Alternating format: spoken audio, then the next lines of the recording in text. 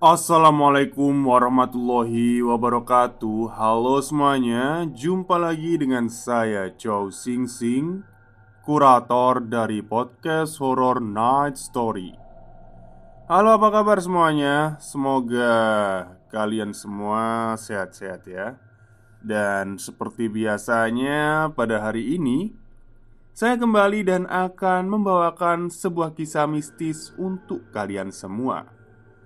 Dan kisah mistis kali ini adalah dari kiriman email ya. Dan pastinya jika kalian sering mendengarkan podcast saya, pasti tahulah siapa yang mengirim email ini. Jadi tidak akan saya sebutkan namanya nanti karena permintaan beliau juga. Oke, daripada kita berlama-lama, mari kita simak ceritanya.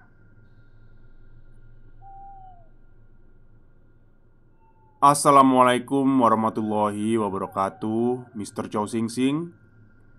Kita berjumpa lagi dalam sebuah tulisan. Setelah sekian lama saya tidak mengirimkan cerita lagi, kali ini saya akan berbagi sebuah cerita pengalaman horor yang teman saya alami sewaktu dia pertama kali bekerja di Jakarta. Dan meskipun akan banyak sekali yang dapat menebak siapa saya, tapi dalam cerita kali ini, tolong jangan sebutkan cerita ini dari siapa. Dan karena saya ingin membuat para pendengar setia ikut merasakan kejadian dalam cerita, jadi saya akan bercerita dari waktu dan latar permulaan cerita. Dan demi keamanan teman, maksudnya teman saya ya, jadi ada beberapa cerita yang tidak akan saya ceritakan sepenuhnya dalam tulisan ini. Oke, kalau begitu kita langsung saja ke ceritanya.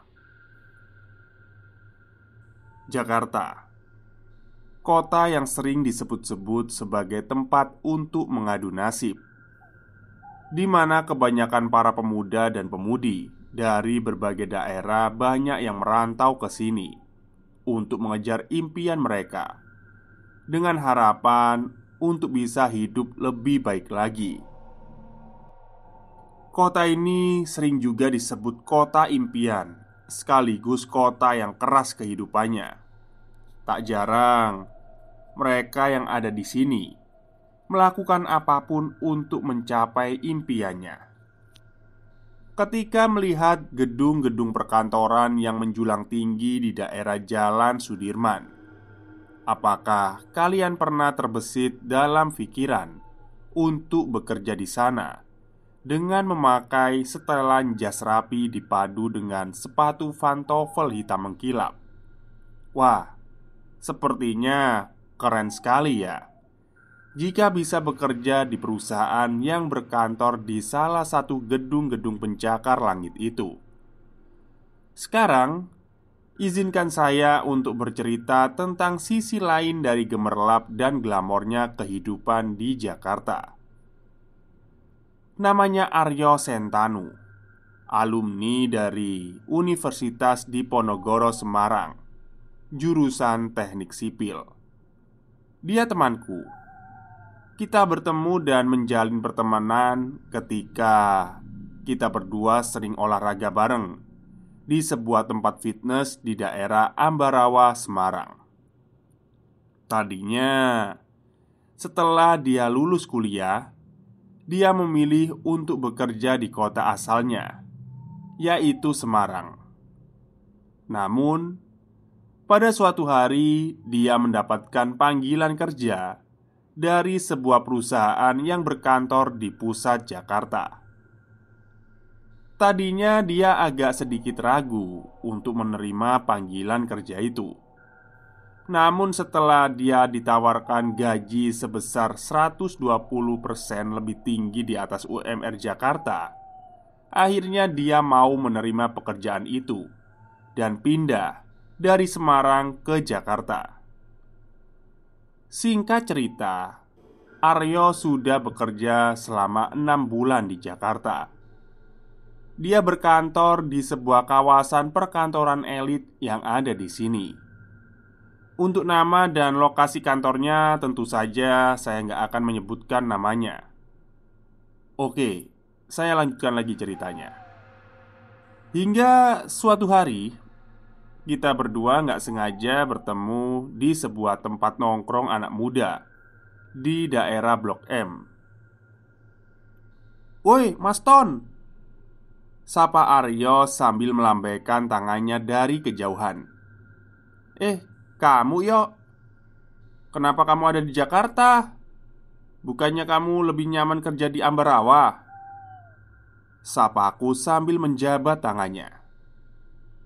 Malam itu saya dan Aryo ngobrol di sebuah coffee shop yang berlokasi di sebuah rooftop gedung yang ada di daerah Kuningan.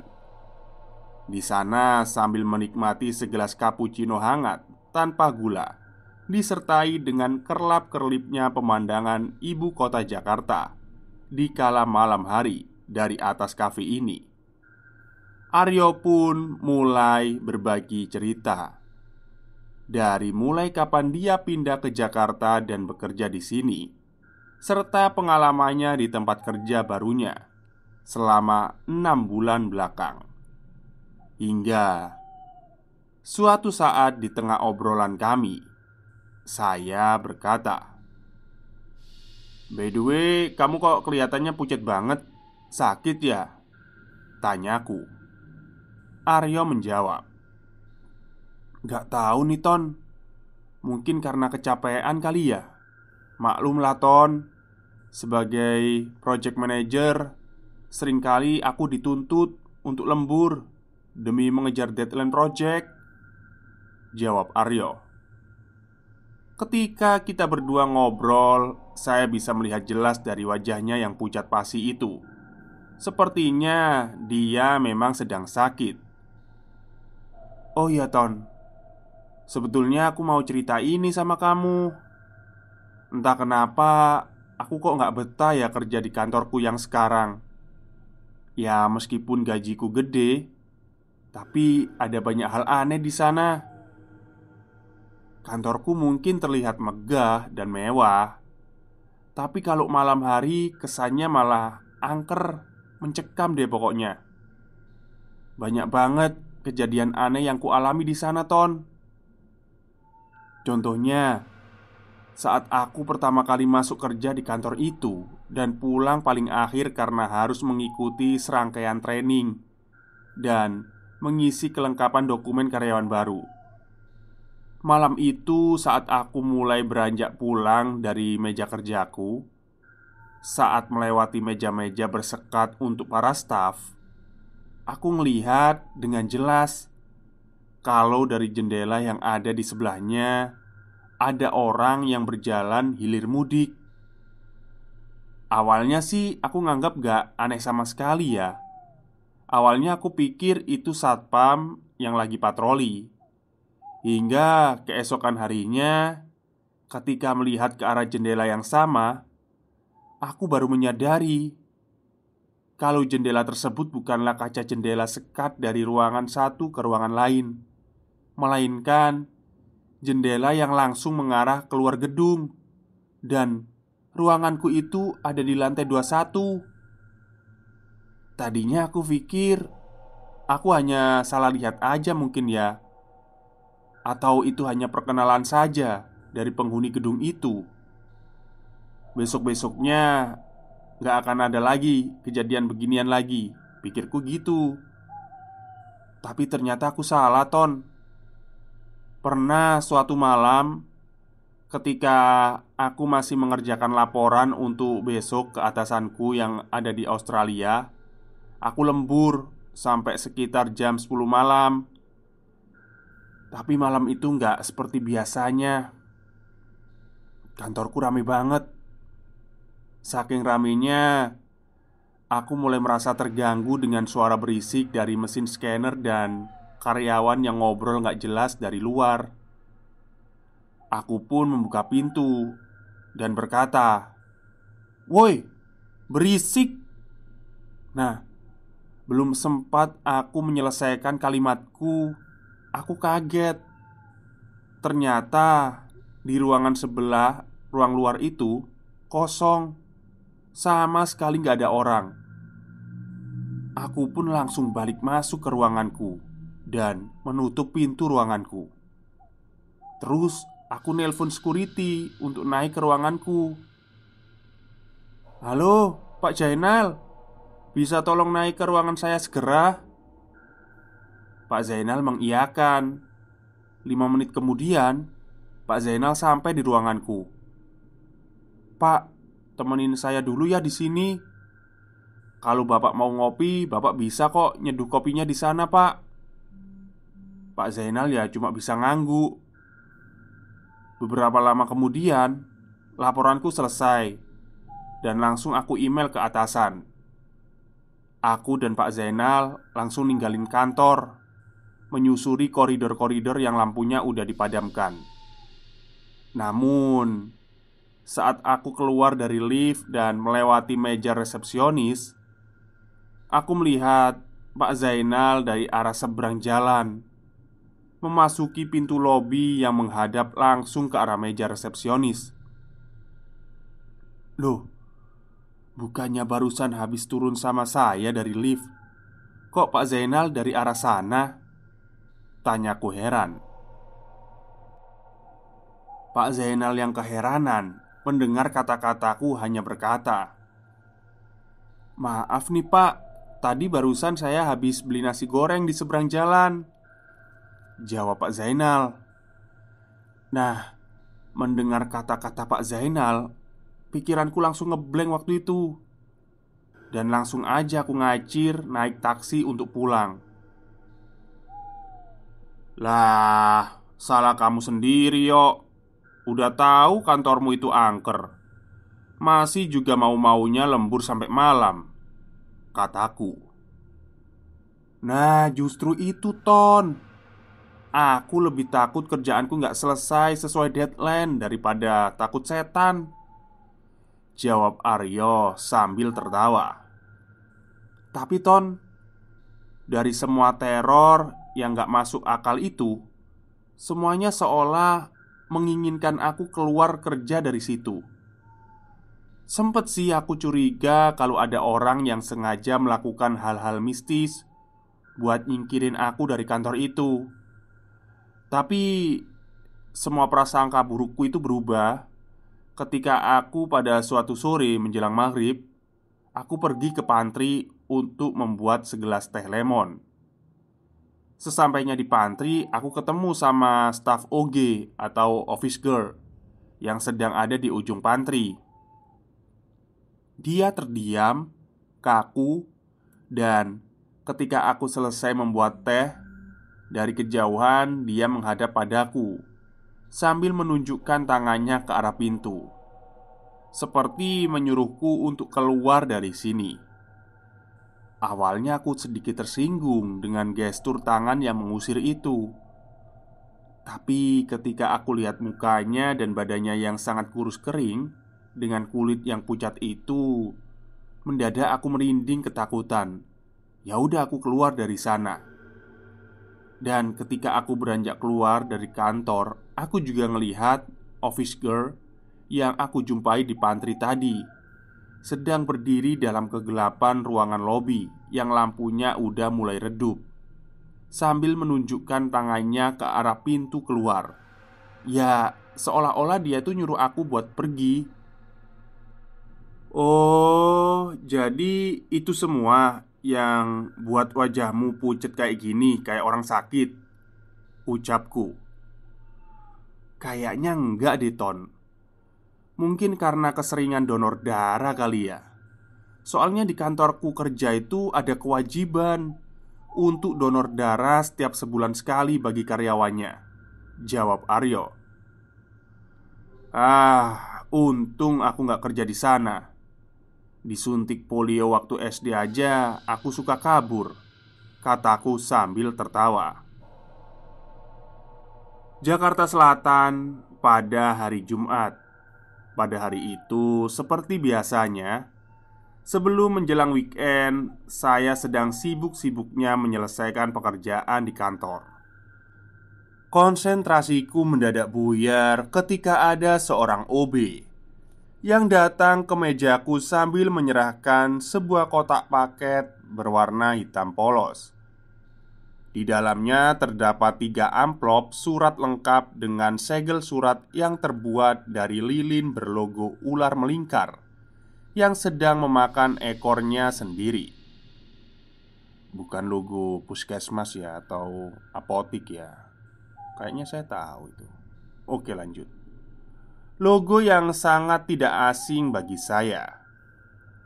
Amplop pertama berisikan sebuah pin segitiga yang terbuat dari emas. Amplop kedua berisikan sebuah kunci mobil BMW lengkap dengan surat-surat atas nama saya sendiri. Dan amplop ketiga berisi sebuah surat dengan tulisan tangan dan bahasa Belanda, yang berarti datanglah sesuai perjanjian. Dan di bawahnya tertulis hari, waktu, dan alamat, lengkap dengan stempel simbol yang sama dengan segel surat.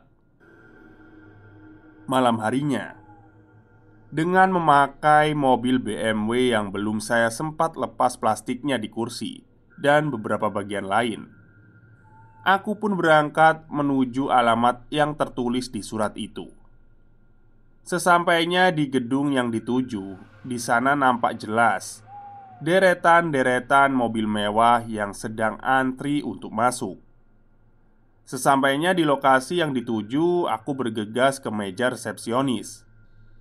Melihat pin emas yang aku pasang di jas hitam, Mbak resepsionis langsung tersenyum, lalu menelpon seseorang untuk menjemput saya di lobi.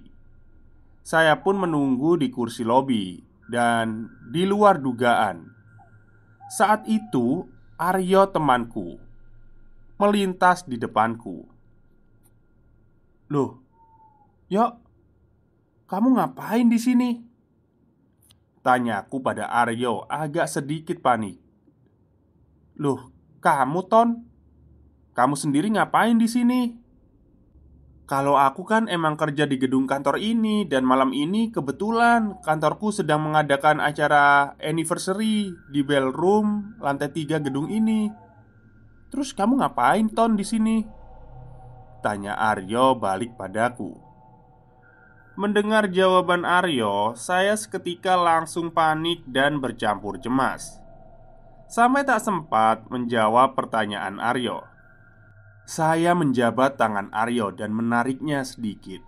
Dan kemudian saya bertanya pelan, "Yok, jawab saya dengan jujur. Apa selama kamu lulus kuliah sampai sekarang, kamu belum pernah berhubungan badan sama sekali?" Aryo terlihat canggung mendengar pertanyaan saya.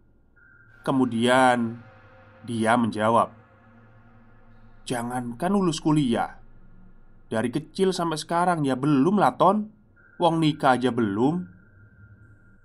Mendengar jawaban dari Aryo, saya hanya bisa tersenyum tipis. Kemudian pamit dari sana karena sudah ada orang yang menjemput di lobi. Ada 2 orang yang memakai jas hitam lengkap dengan kain segitiga mirip celemek yang dipakai di bawah jas mereka.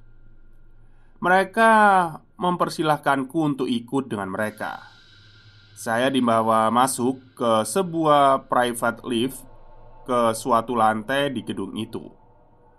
Pintu lift itu terbuka dan saya langsung disambut dengan alunan musik orkestra dan sebuah tarian slow waltz di tengah ruangan yang dilakukan oleh banyak orang secara berpasangan di tengah-tengah ruangan ballroom yang megah itu. Di sana saya dipersilahkan untuk naik ke lantai 2 melalui tangga yang cukup megah yang bisa dengan jelas melihat pemandangan tarian slow waltz yang ada di lantai bawahnya. Saat saya melewati beberapa deretan sofa mewah di lantai 2, saya bisa melihat dengan jelas bahwa para tamu undangan yang hadir di sini bukanlah orang sembarangan. Kebanyakan dari mereka adalah warga asing alias bule, dan meskipun wajah mereka ditutupi topeng hitam kecil yang hanya menutupi kedua lingkar mata mereka, banyak dari mereka adalah orang-orang di dunia bisnis, politik, hingga publik figur ternama. Saya terus diantar menelusuri deretan sofa, hingga sampailah saya pada deretan sofa yang paling tengah, yang kurang begitu ramai di sana. Dan ketika saya dipersilakan duduk, tiba-tiba orang yang sedang duduk di belakangku di sofa tersebut berdiri dan berbalik menghadapku. Dan, ya, kecurigaanku selama ini benar. Dengan logat bulenya dia berkata, "Hello my dear, lama kita tak jumpa," ucap Arman sambil diiringi dengan senyum tipis pada wajah bulenya itu. Ya, ternyata orang yang mengundangku adalah Arman, orang yang kuceritakan di cerita saya yang sebelumnya. Orang ini sama sekali tidak menua semenjak terakhir kali kita berjumpa di lantai 28 di sebuah gedung perkantoran yang sudah lama ditutup dikarenakan struktur bangunannya miring. Wajah dan perawakannya masih saja seperti remaja berusia 19 tahun. Saya duduk bersama Arman di sofa di sebuah balkon di lantai 2 itu sambil menonton pegelaran tarian slow waltz yang sedang dilaksanakan di bawah. Tak lama berselang, musik orkestra pun berhenti dan begitu pun para penari waltz. Sambil menghadap Arman, mereka semua langsung sedikit membungkukkan badan mereka sebagai tanda penghormatan pada Arman, disertai oleh riuh tepuk tangan para tamu undangan yang lainnya.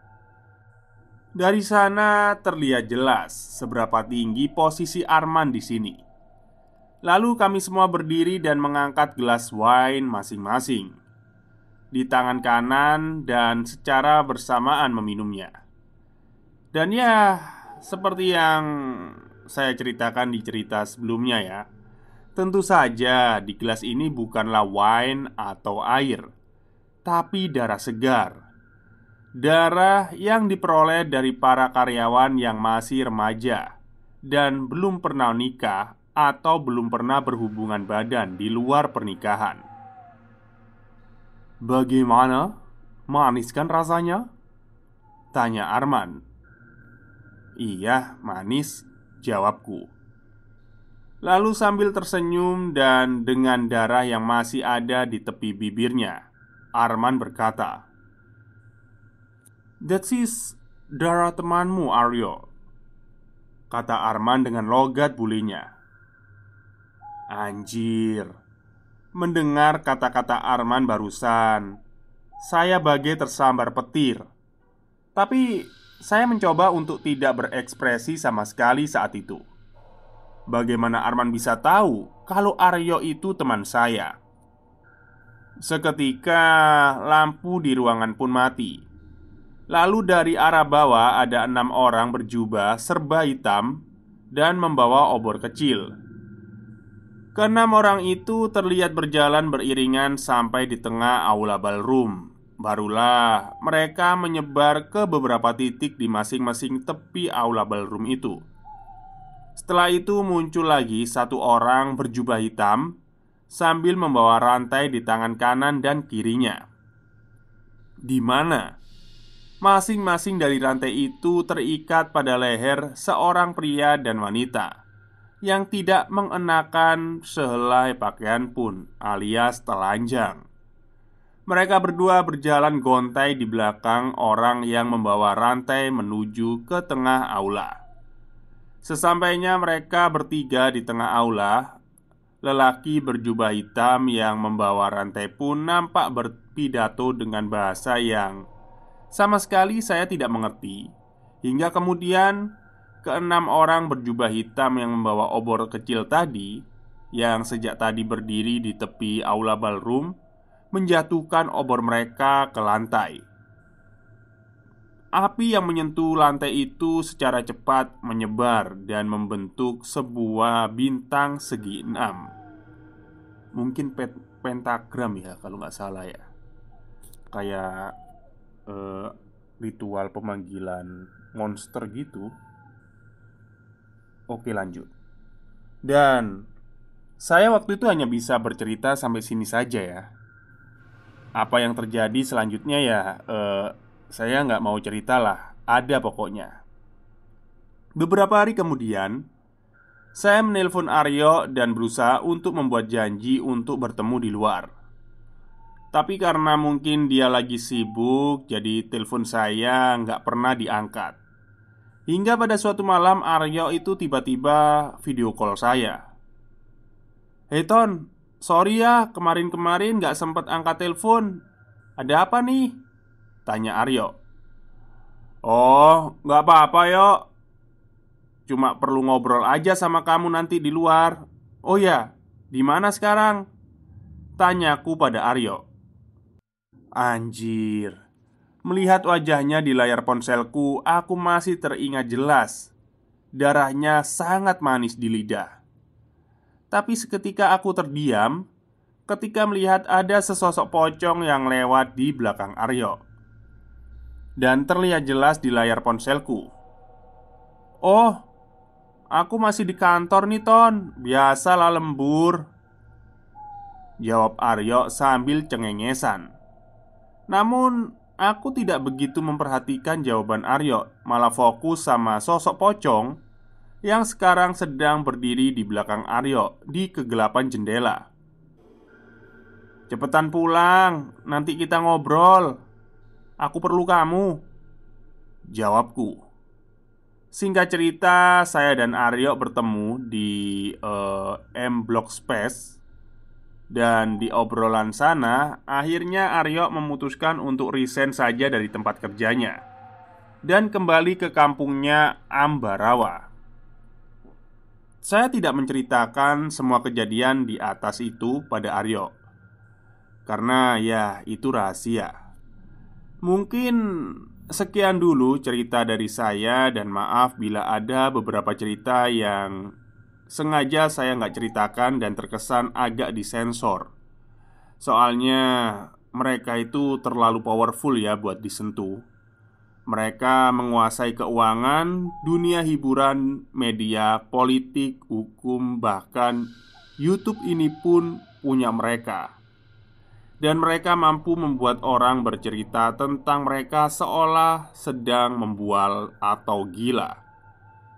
Dan alasan kenapa saya berani bercerita di sini ya karena nggak akan ada orang yang percaya sama cerita ini. Nggak akan ada orang yang percaya sama cerita ini. Karena secara antropologi, orang Indonesia hanya akan lebih percaya pada cerita-cerita pocong, tuyul, dukun, kuntilanak, genderuwo, dan lainnya. Oke, sekian dulu dari saya. Selamat malam. Oke, wow, ternyata ini adalah cerita dari sekte globalis ya kayaknya ya.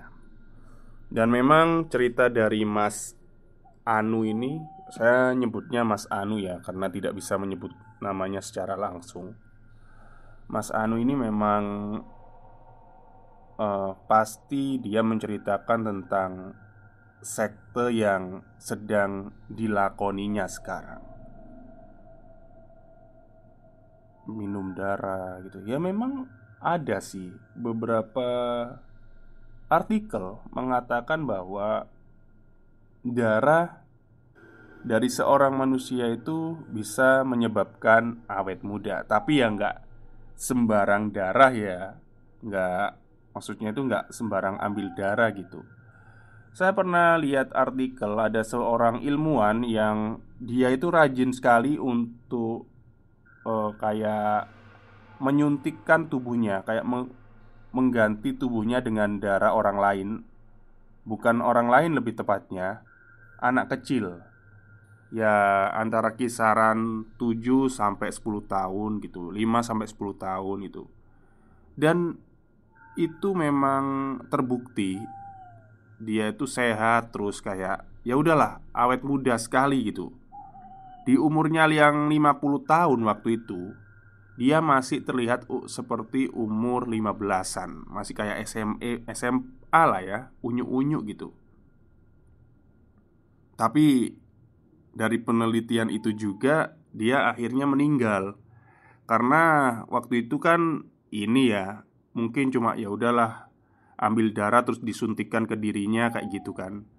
Tanpa ada riset atau kayak diperiksa dulu darahnya gitu kan. Siapa tahu ada penyakit atau apa. Dan dia meninggal karena darah salah satu seorang anak itu mengidap penyakit apa gitu. Terus akhirnya menular di tubuhnya.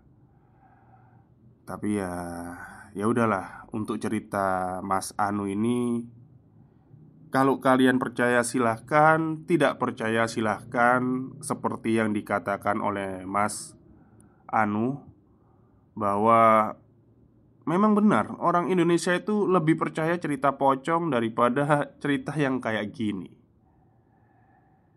Aduh, saya jadi merinding ya kalau menceritakan soal sekte-sekte kayak gini. Soalnya saya sendiri masih perjaka ini. Oke, mungkin itu saja cerita hari ini. Semoga bisa diambil hikmahnya. Dan eh, jika bertemu dengan organisasi seperti ini, kalau saran saya sih menjauh ya. Jangan terlalu dalam ikut terlibat. Oke, terima kasih atas ceritanya, Mas. Semoga sehat dan sukses selalu. Oke, baik. Selamat malam dan selamat beristirahat.